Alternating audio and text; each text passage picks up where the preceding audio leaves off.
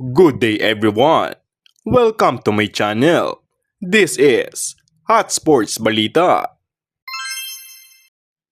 Para sa balitang sports, JJ Redick, may matinding plano para sa LA Lakers. Matapos maipakilala si JJ Redick bilang newest head coach ng LA Lakers, ay ibininyag agad nito ang kanyang plano para kay LeBron James sa susunod na season. Ayon nga kay Redick, ay nais nitong makita na tumira ng tumira si LeBron ng 3 dahil nga sa ganda ng nilaro nito last season kung saan ay nagtala ito ng 41% sa 3-point area. JJ Redick says he wants LeBron James to take more threes next season, ayon kay Dave McManamy ng ESPN.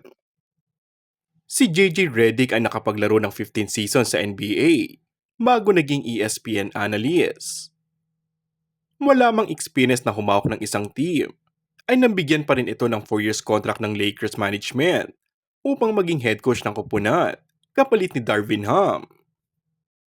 Ayon sa GM ng Lakers na si Rob Pelinka, nilinaw nito na involved si Anthony Davis sa usapin na pagkakatalaga kay JJ Redick bilang bagong head coach ng LA Lakers at wala anumang partisipasyon si LeBron James sa nasabing desisyon. Samantala, nagpaplano ang Lakers ng resigning contract para kay LeBron James with a guaranteed $160 million max contract for 3 years, ayon sa ESPN. Kung bago ka lang sa akin channel ay mag-subscribe at pindutin na rin ang notification bell. Maraming salamat!